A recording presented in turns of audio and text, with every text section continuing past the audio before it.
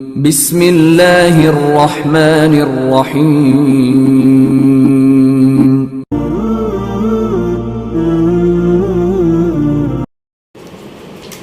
ونحن على ذلك لمن الشاهدين والشاكرين والحمد لله رب العالمين الحمد للہ آج 12واں پارہ اور 13واں پارہ کا کچھ حصہ پڑھا گیا ہے، تو 12 پارے کے پاس انشاءاللہ اس کا مختصر خلاصہ ہوگا۔ اس کے اندر سورہ یوسف بھی ہے جو کہ مستقل ایک الگ عنوان ہے، انشاءاللہ مختصر خلاصہ کیا جائے گا۔ تو کل جو بات چل رہی تھی حضرت نوح علیہ السلام کی قوم پر جو عذابات آئے، اس میں حضرت نوح علیہ السلام کا بیٹا بھی غرق ہوا، حضرت نوح علیہ السلام کی بیوی بھی اس میں شامل تھی۔ حضرت نوح علیہ السلام نے دعا فرمائی اپنے بیٹے کے متعلق، اے اللہ آپ کا وعدہ تھا کہ آپ میرے اہل کو بچا لیں گے، تو اللہ تبارک و تعالیٰ نے فرمایا کہ اے نوح تمہارا بیٹا چونکہ تم پر ایمان نہیں لایا تھا اس لیے وہ تمہارے اہل میں سے نہیں تھا، ان کے آنکھوں کے سامنے ان کا بیٹا غرق ہو گیا۔ اس نے کہا تھا کہ ابا جب آپ کے اللہ کا عذاب آئے گا میں دوڑ کر ایک پہاڑ پر چڑھ جاؤں گا اور اپنے آپ کو بچا لوں گا۔ اللہ کو بچانا تھا کہ جب اللہ کا عذاب آتا ہے انسان چاہے لاکھ تدبیریں بنا لے وہ اللہ تبارک و تعالیٰ کے عذاب سے بچ نہیں سکتا۔ الغرض بیٹا بھی اس کے اندر غرق ہوا اور بیوی بھی اس کے اندر غرق ہو گئی۔ اس کے بعد میں اسی بارے کے اندر حضرت لوط علیہ السلام کا تذکرہ ہے۔ لوط علیہ السلام کی قوم پر اللہ تبارک و تعالیٰ کا بڑا سخت عذاب آیا۔ وہ قوم اس نے دو نافرمانیاں کی، ایک تو وقت کے نبی کی بات کو انہوں نے نہیں مانا، اور دوسرا ان کے اندر ایک بہت بری عادت تھی جس کا تذکرہ قرآن نے کیا ہے۔ اور جب تک اس قوم کی وہ عادت لوگوں میں انسانوں میں پائی جاتی رہے گی، اللہ تبارک و تعالیٰ نے فرمایا قرآن کے اندر اللہ ویسے عذابات لائیں گے۔ حضرت لوط علیہ السلام نے بار بار سمجھاتے رہے، اللہ کی طرف بلاتے رہے، مگر وہ قوم ماننے کے لیے تیار نہیں ہوئی۔ تو اللہ تبارک و تعالیٰ نے فرشتے بھیجے، فرشتے آئے، سب سے پہلے حضرت ابراہیم علیہ السلام سے ملاقات کی کہ ان کا زمانہ ایک ہے، اور وہاں سے نکلے حضرت لوط علیہ السلام کے پاس انسانی شکل میں آئے تھے فرشتے، لوط علیہ السلام کے مہمان ہوئے ہیں۔ جب لوط علیہ السلام کے مہمان بھی حضرت لوط علیہ السلام نے کہا آج کا دن تو میرے لیے بڑا سخت ہے، کیونکہ ان کی قوم مردوں سے بدفعلی کیا کرتی تھی۔ حضرت لوط علیہ السلام نے سمجھاتے کہ مرد کے لیے عورت ہے، اس کی ضرورت کو پورا کرنے کے لیے عورت ہے، مگر وہ قوم کہتی آپ کو تو پتہ ہے ہمیں عورتوں سے کوئی واسطہ نہیں، ہم تو ہمارا دل جس جگہ چاہتا ہے وہیں اپنی مرادیں پوری کرنے والے ہیں۔ تو ان مہمانوں کی وجہ سے حضرت لوط علیہ السلام کو بڑی تکلیف ہوئی۔ جب ان کو انہوں نے غمزدہ دیکھا تو کہا آپ فکر نہ کریں، اس کی اطلاع، مہمان کے آنے کی اطلاع لوط علیہ السلام کی بیوی نے جا کر قوم کو دے دی کہ آج تمہارے لیے بہترین قسم کے مہمان آئے ہوئے ہیں جو بڑے خوبصورت ہیں، جاؤ اور اپنی مرادیں پوری کرو۔ جیسے ہی اس قوم کو معلوم پڑا اس قوم نے دوڑ لگایا، دوڑتے ہوئے آئے اور آ کر حضرت لوط علیہ السلام کے گھر کا گھیراؤ کیا کہ اپنے مہمانوں کو باہر نکالو، ہم اپنی مرادیں پوری کرنا چاہتے ہیں، بدفعلی کرنا چاہتے ہیں۔ لوط علیہ السلام گھر کے اندر سے بار بار سمجھاتے رہے مگر وہ قوم ماننے کے لیے تیار نہیں، پتھر مارنے لگی، بلکہ گھر کے احاطے میں داخل ہونے کے لیے دیواروں پر چڑھنے لگی۔ جب یہ معاملہ حضرت لوط علیہ السلام نے دیکھا، بہت رنجیدہ ہوئے، تو آئے ہوئے مہمانوں نے کہا، اے نبی جی آپ گھبرائیے نہیں، ہم انسان نہیں ہیں بلکہ ہم فرشتے ہیں، اللہ نے ہمیں بھیجا ہے، اب جائیے اور دروازہ کھولیے۔ جیسے ہی اس بات کو حضرت لوط علیہ السلام نے سنا، اس کے اندر حضرت جبرائیل علیہ السلام بھی تھے جو انسانی شکل میں آئے ہوئے تھے، تو قوم دوڑی۔ حضرت جبرائیل علیہ السلام نے ان کی طرف ایک پر کو اٹھایا، جس کی وجہ سے وہ اندھے ہو گئے اور خوف کھا کر بھاگنے لگے۔ حضرت جبرائیل علیہ السلام نے فرمایا، اے نبی جی اللہ تبارک و تعالیٰ کی طرف سے فرمان ہے کہ آپ رات کے اندھیرے میں اپنے ماننے والوں کو لے کر یہاں سے نکل جائیے۔ 4 بڑے بڑے بستیاں تھیں، کیونکہ اللہ تبارک و تعالیٰ نے ان بستیوں کو، ان شہروں کو برباد کرنے کا ارادہ اللہ تبارک و تعالیٰ نے کر لیا ہے۔ آپ رات کے اندھیرے میں نکل جائیے اور آپ کی بیوی کو ساتھ میں نہ لے جائیں، کیونکہ وہ بھی ان کے ساتھ میں ملی ہوئی ہے۔ نافرمانی چاہے نبی کی بیوی کرے یا بیٹا کرے، اللہ تبارک و تعالیٰ کسی کو نہیں چھوڑتے۔ تو اللہ تبارک و تعالیٰ نے فرمایا کہ اپنی بیوی کو چھوڑ دیں، بیوی کے علاوہ جو اپنے اہل و عیال ہیں ان کو لے کر نکلیں۔ تو رات ہوتے ہی لوط علیہ السلام نے کہا، اے جبرائیل یہ قوم اتنی بدبخت ہے کہ اس نے کسی کو نہیں چھوڑا ہے۔ جب میں نے اپنی بیٹیوں کا تذکرہ ان کے سامنے کیا، میری بیٹیاں ہیں، ان سے تم نکاح کر کے اپنی ضرورتیں پوری کرو، تو انہوں نے انکار کر دیا۔ عذاب لیٹ آنے کے بجائے جلدی کیوں نہیں آ جاتا؟ تو حضرت جبرائیل علیہ السلام نے کہا، الیس الصبح بقریب، صبح زیادہ دور نہیں ہے، صبح بالکل قریب ہے، آپ بے فکر رہیں۔ جیسے ہی رات ہوئی، حضرت لوط علیہ السلام اپنے ماننے والوں کو لے کر نکلے، اور فرشتے کے کہنے کے مطابق کہا گیا کہ مڑ کر نہ دیکھا جائے، کوئی مڑ کر نہ دیکھے، آپ چلتے رہیں، جو کچھ ہوتا ہے ہونے دیں، آپ چلتے رہیں۔ جب یہ نکلے صبح کے قریب، حضرت جبرائیل علیہ السلام نے ان بستیوں کو اپنے پر میں لیا اور الٹا الٹ دیا، اور اس کے بعد میں دوبارہ انہیں سیدھا کیا گیا۔ اللہ کے حکم سے جبرائیل علیہ السلام نے ان 4 بستیوں کو آسمان کی طرف بڑھایا، بلکہ پہلے آسمان کے قریب تک لے گئے۔ لکھا ہوا ہے کہ وہاں سے کتوں کی بھونکنے کی آوازیں، جانوروں کی چیخنے کی، لوگوں کے چلانے کی آوازیں آ رہی تھیں، اور آسمان پر لے جا کر ان 4 بستیوں کو پلٹ دیا گیا، اور ان کے اوپر پتھروں کی بارش برسائی گئی، کیونکہ وہ بہت بری عادت میں مبتلا تھے، مردوں سے اپنی ضرورتیں پوری کیا کرتے تھے۔ تفسیر میں لکھا ہوا ہے کہ ہر پتھر پر، جس پر یہ پتھر گرنے والا ہے، اس کا نام تک لکھا ہوا تھا۔ ایسا سخت عذاب اللہ تبارک و تعالیٰ کی طرف سے آیا، اور اللہ نے کہا قیامت تک جو قوم اس بری عادت میں مبتلا ہوگی،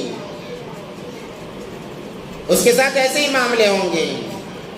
آج بہت سارے ممالک کے اندر جو مسلم ممالک مانے جاتے ہیں، وہاں پر اس بات کی عام اجازت دی گئی کہ مرد مرد سے نکاح کر سکتا ہے۔ عجیب بات ہے، ان کے عقلوں پر کیا ہو گیا پتہ نہیں کہ مرد مرد سے نکاح کرنے کی اجازت دی گئی ہے، قانون پاس کر دیا گیا ہے۔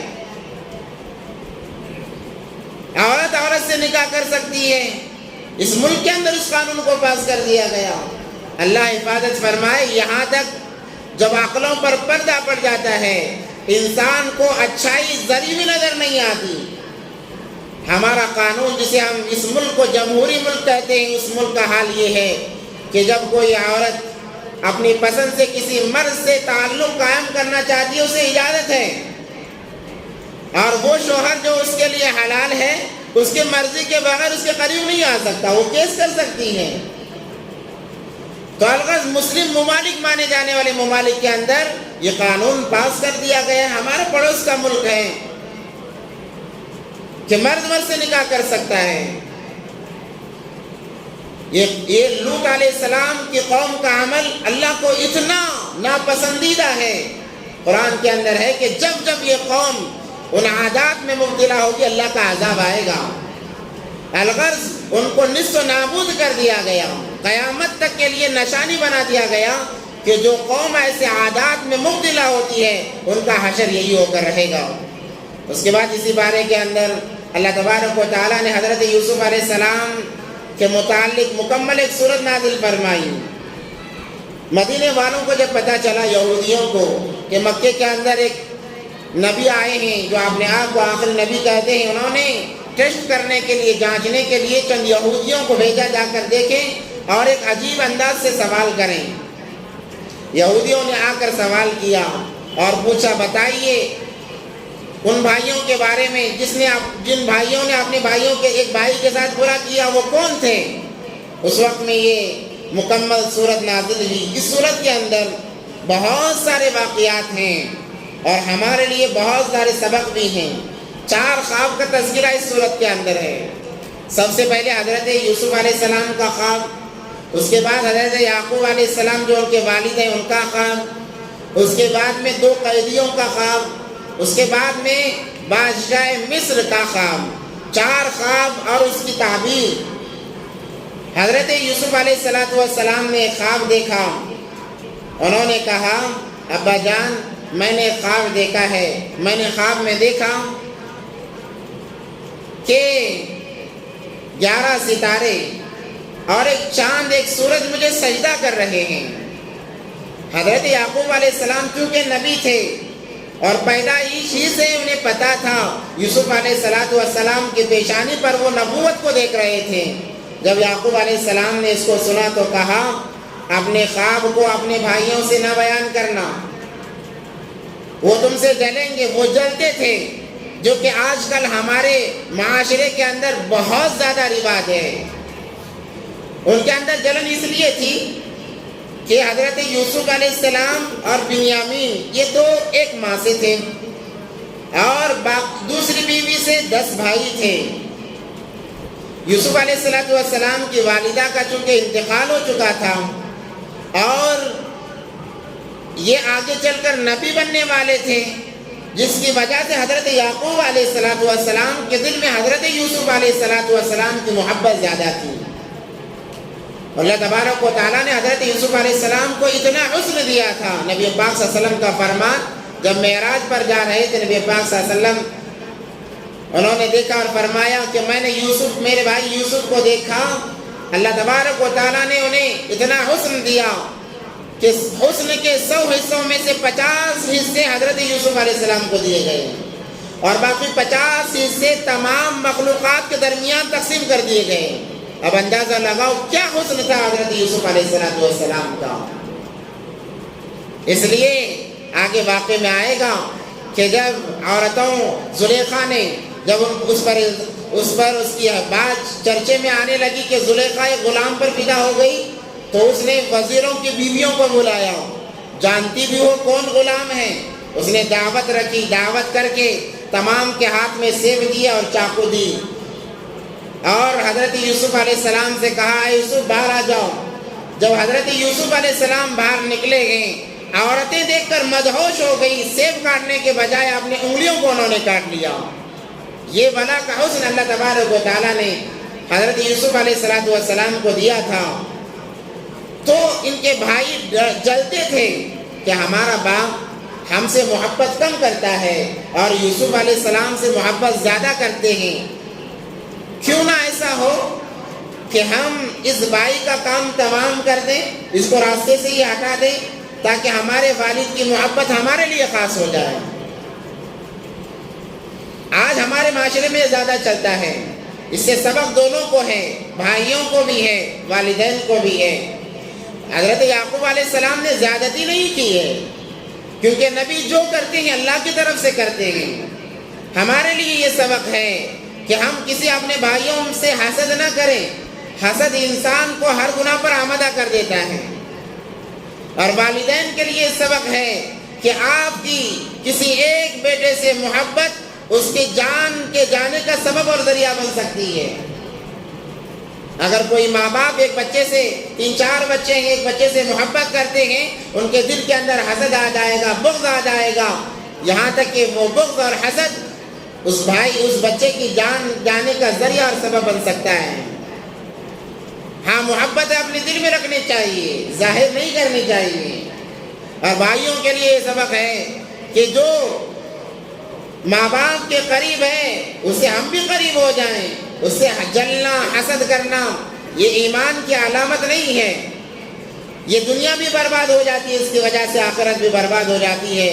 تو انہوں نے یہ ارادہ کیا کہ حضرت یوسف علیہ السلام کو راستے سے ہٹا دیا جائے۔ انہوں نے یہ ترکیب سوچی کہ حضرت یوسف علیہ السلام کو قتل کر دیں گے۔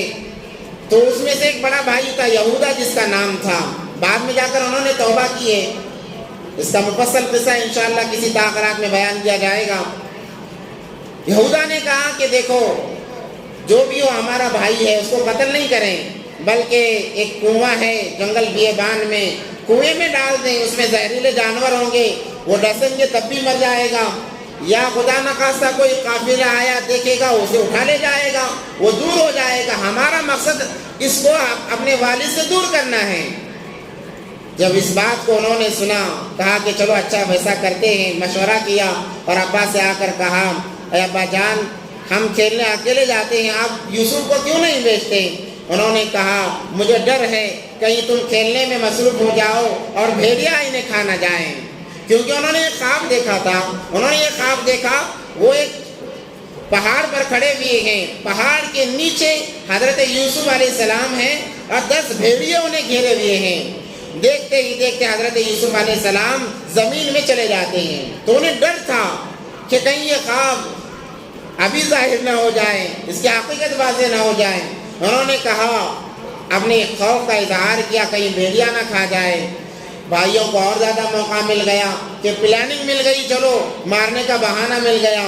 انہوں نے گزارش کی یوسف علیہ السلام، حضرت یعقوب علیہ السلام بہت اصرار کرنے پر انہوں نے اجازت دی، اور ان بھائیوں نے مکاری یہ کی کہ محبت کو جتایا، کہا کہ آپ بھیج دیے، ہم ساتھ میں کھیلیں گے، ہم 10 بھائی ہیں، بڑے بڑے بھائی ہیں، ہمارے کا مقابلہ کر سکتے ہیں، ہم ان کی حفاظت کریں گے۔ اور جب یعقوب علیہ السلام نے اجازت دی تو ان بھائیوں نے یوسف علیہ السلام کو کاندھے پر بٹھا لیا تاکہ باپ کو شک نہ ہو۔ اسی لیے جب آپ نے دغا بازی کرتے ہیں بہت تکلیف ہوتی ہے۔ لکڑی رو رہی تھی، اسے پوچھا گیا ارے تو کیوں روتی ہے؟ تو اس نے کہا کہ کلاڑی نے ہمیں نصف نابود کر دیا۔ تو کہا کہ اس میں رونے کی کیا بات ہے؟ تو اس لکڑی نے کہا کلاڑی کے کاٹنے کی وجہ سے نہیں رو رہے ہیں، بلکہ کاٹنے کا جو ذریعہ خود ہماری لکڑی بنی ہے، اس وجہ سے ہم رو رہے ہیں۔ کلاڑی کب کاٹتی ہے؟ جب اس کے اندر جب تک ڈنڈا نہ ڈالے، لکڑی نہ ڈالے، کلاڑی کیا کاٹ سکتی ہے؟ تو اس نے کہا کہ رونے کی وجہ یہی ہے کہ اپنا ساتھ دے رہا ہے ہمیں کاٹنے کے لیے، تکلیف تو اسی لیے ہو رہی ہے۔ اسی لیے کوئی پرایا کچھ کر جائے کہہ جائے اتنی تکلیف نہیں ہوتی، جب اپنے باغی بن جائیں، اپنے دشمن بن جائیں تو تکلیف بہت زیادہ ہوتی ہے۔ آج گھروں کے معاملے بھی ایسے ہی ہیں، ملک کے معاملے بھی ایسے ہیں۔ اس ملک کو بگاڑنے کے لیے، خرافات کو پیدا کرنے کے لیے اپنے ہی ساتھ دے رہے ہیں۔ میر جعفر جیسے، میر صادق جیسے، یہ اپنے ہی ہیں جو غیروں کو اٹھا کر دے رہے ہیں، ہمارے راز ان کے سامنے کھول رہے ہیں، ورنہ ان کی کیا مجال حلالے پر بات کرنے کی، کیا مجال 3 طلاق پر بات کرنے کی، کیا مجال ذبیحے پر بات کرنے کی، کیا مجال حجاب پر بات کرنے کی، انہیں تو کچھ پتہ ہی نہیں ہے۔ یہ تمام راز کھولنے والے اپنے ہی ہیں۔ جب اپنے باغی بن جاتے ہیں تو گھر بلکہ خاندان ویران پڑ جاتے ہیں، خاندانوں کے اندر ویرانی آ جاتی ہے۔ اس لیے یہ حسد، کینہ، بغض یہ شیطان کے چال ہیں، اور اسی کے اندر اللہ تبارک و تعالیٰ نے عورت کے مکر کو بیان کیا کہ عورت کا مکر اتنا بڑا ہوتا ہے کہ اس کا مکر شیطان سے بڑھ جاتا ہے۔ اِنَّهُ كَيْدَكُنَّ عَظِيمٌ، قرآن نے کہا، شیطان کے مکر کو عظیم نہیں کہا مگر عورت کے مکر کو عظیم کہا، گویا عورت کا مکر شیطان کے مکر سے بڑا ہوا ہے۔ تو اگر حضرت یوسف علیہ السلام کو لے گئے اور ایک کنویں میں ان بے رحم بھائیوں نے ذرا بھی رحم کیے بغیر، جو بھائی اپنے ساتھ میں پلا بڑا ہے، کم عمر تھے حضرت یوسف علیہ السلام، 6 یا 7 سال کی عمر تھی، ترس نہیں کھایا، لے جا کر کنویں میں ڈال دیا۔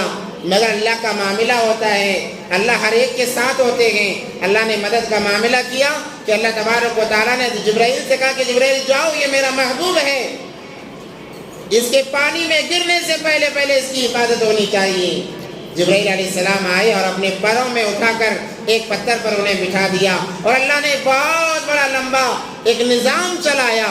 حضرت یوسف علیہ السلام کو حکومت پر بٹھانے، حکومت کے تختے پر بٹھانے تک کے لیے اللہ نے ایک نظام بنایا۔